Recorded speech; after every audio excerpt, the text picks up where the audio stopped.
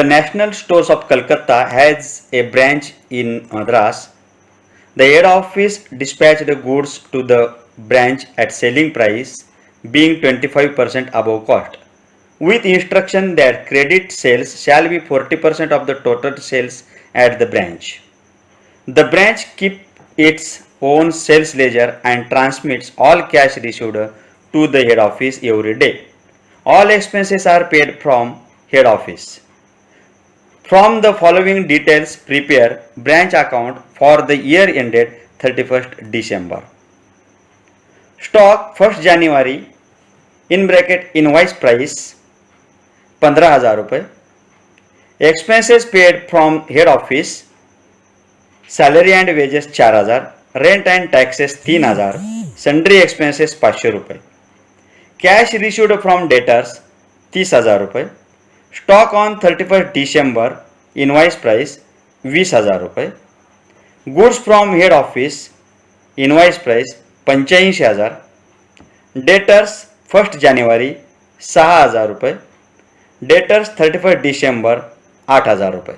The national स्टोअर्सने मद्रासच्या ब्रँचला 25% प्लस करून माल पाठवला. Cost plus 25%. मग आता आपल्याला cost price and invoice price याच्यामधला फरक काढायचा आहे. म्हणून पहिल्या प्रथम आपण वर्किंग करून घ्या.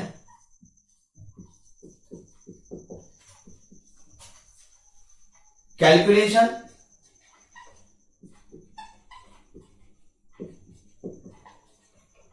Of difference.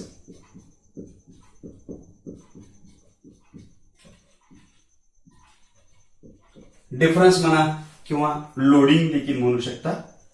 आता आपल्याला या उदाहरणामध्ये कॉस्ट प्लस दिल्या कारणानं आपल्याला फॉर्म्युला काय आहे?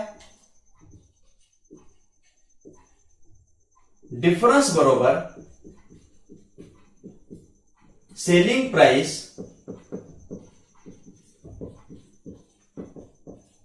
Into rate divided by 100 plus rate. First opening stock.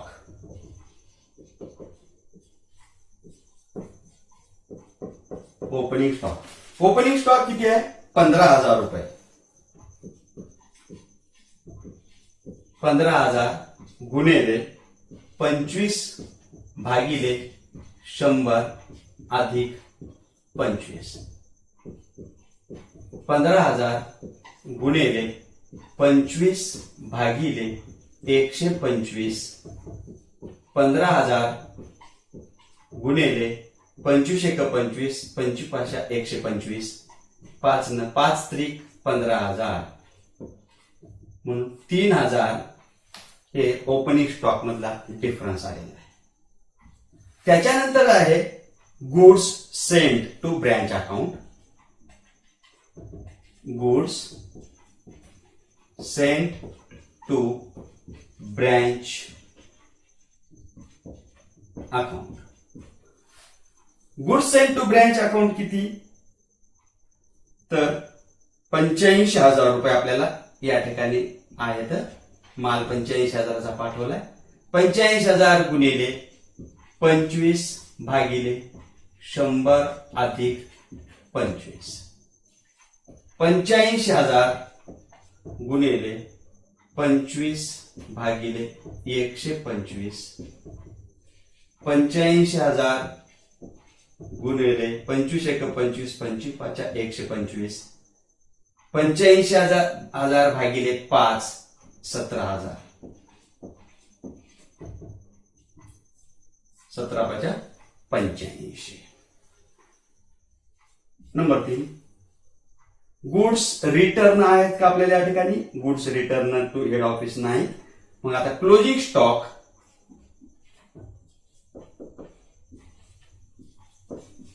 Closing stock किती आहे? 20,000 रुपये. 20,000 गुणिले 25 भागिले 100 अधिक 25. 20,000 गुणिले 25/125, 20,000 गुणिले 25 × 25, 25 सव्वाशे, 4,000 रुपये. क्लोजिंग स्टॉक मध्ये डिफरन्स आहे 4,000 रुपये. The national stores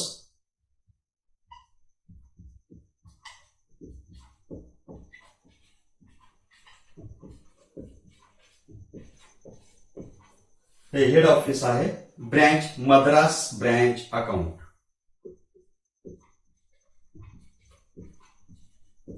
Madras branch account.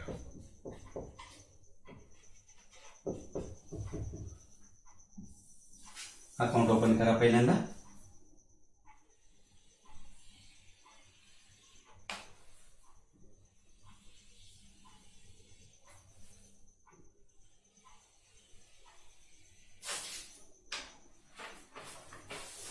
branch debtors account,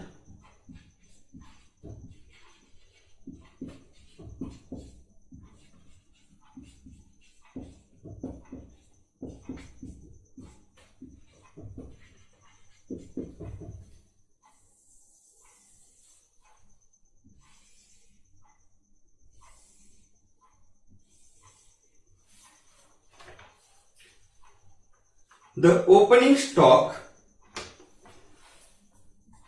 to opening balance,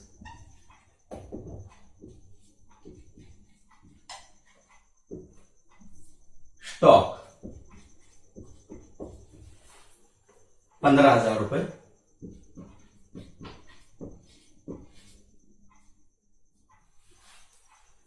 Expenses paid from head office to bank account, मुख्य कार्यालयाने शाखेसाठी खर्च पाठविलाय किंवा खर्च दिला असे आपण म्हणता येते, तर ते ब्रँच अकाउंटच्या डेबिट बाजूला टू बँक अकाउंट या हेडिंग खाली यायचं. Salary and wedges, salaries and wedges 4,000 रुपये. रेंट अँड टॅक्सेस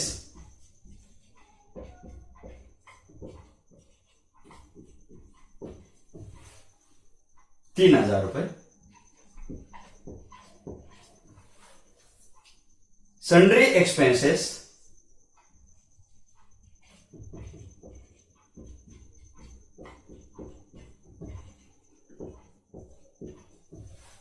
500 रुपये. Cash received from debtors, debtors कडून पैसे मिळालेत आपल्याला बाय कॅश रिसिव्ड 30,000 रुपये. ही मिळालेली रक्कम ब्रँच अकाउंटच्या क्रेडिट बाजूला बँक अकाउंट या हेडिंग खाली bye bank account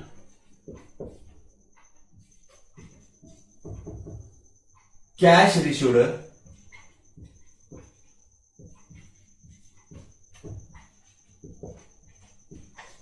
from debtors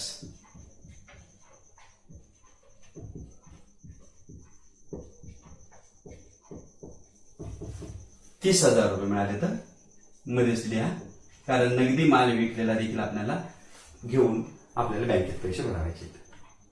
stock on 31 December closing stock bye closing balance या हेड खाली क्लोजिंग स्टॉक म्हणजेच स्टॉक लिहायचा. स्टॉक 20,000 रुपये.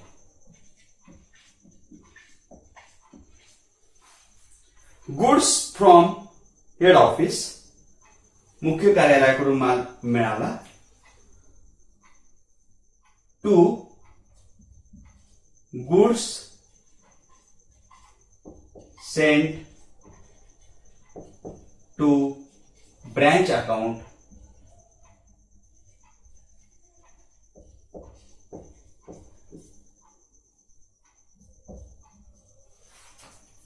$85,000.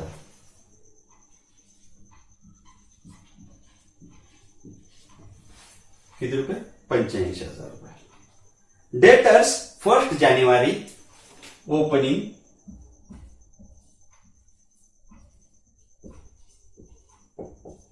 डेटर्स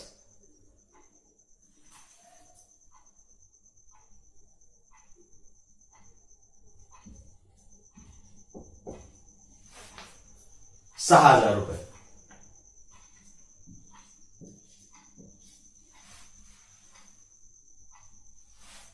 आता डेटर्स ओपनिंग बॅलन्स आहे to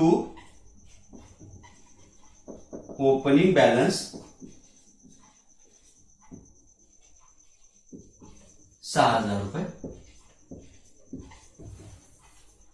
debtors 31 December closing balance debtors closing balance आहेत आपले $8,000. डेटर्स अकाउंटच्या क्रेडिट बाजूला बाय क्लोजिंग बॅलन्स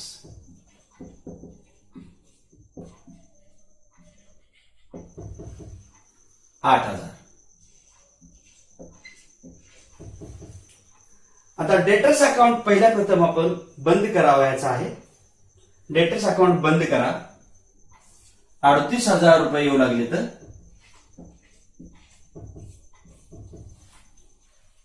क्रेडिट बाजूला आणि डेबिट बाजूला किती कमी पडतात बघा.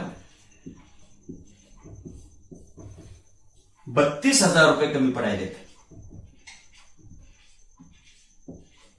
आता हे $32,000 कशाचे असतील तर डेटर्स अकाउंटच्या डेबिट बाजूला येते टू क्रेडिट सेल्स.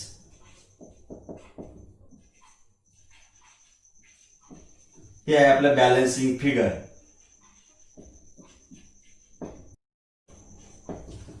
आता या उदाहरणामध्ये असं सांगितलेलं होतं की एकूण विक्रीच्या 40% हे उधार विक्री आहे. इन्स्ट्रक्शन सांगितलेलं आहे उदाहरणामध्ये. Instruction that credit sales shall be 40% of the total sales at the branch. 40%. मग हे रक्कम आहे $32,000 एकूण विक्रीच्या 40%. 40% ऑन टोटल सेल्स.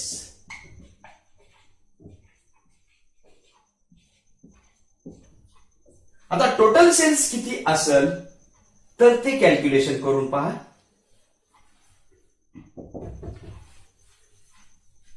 %40 साठी $32,000 येतात. आता 100% किती कमी पडले? 60%. म्हणून 60% किती तर 60 गुणिले 32,000 भागिले 40 $48,000.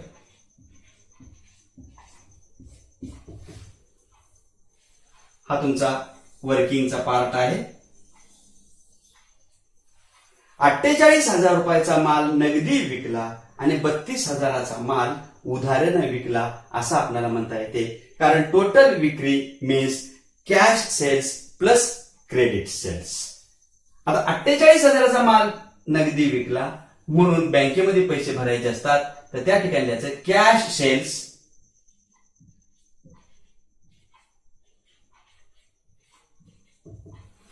$48,000.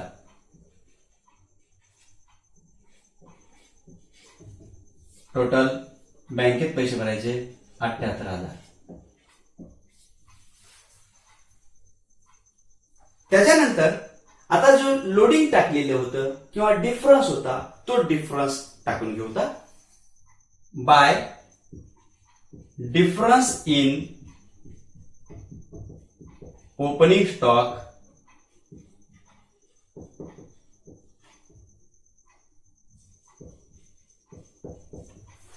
ओपनिंग स्टॉक मधला फरक किती आलेला आहे? $3,000.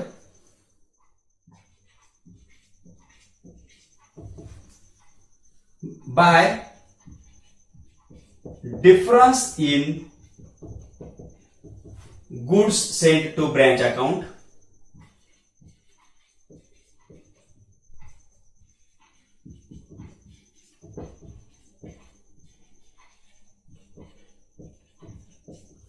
किती आलेला फरक 17,000 रुपये. आता क्लोजिंग स्टॉक मधला फरक to difference in closing stock.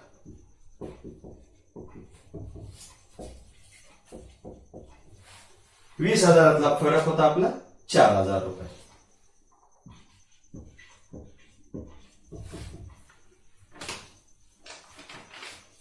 आता टोटल घ्या 1,26,000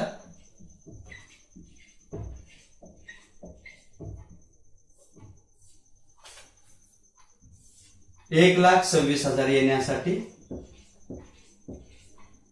किती कमी पडतात ते पहा. त्याला म्हणायचं to net profit.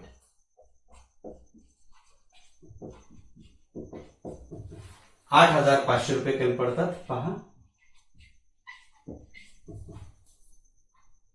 in bracket transfer to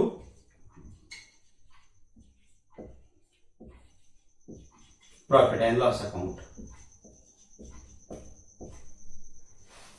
उदाहरण सोडविण्यासाठी डिस्क्रिप्शन मध्ये लिंक दिलेली आहे.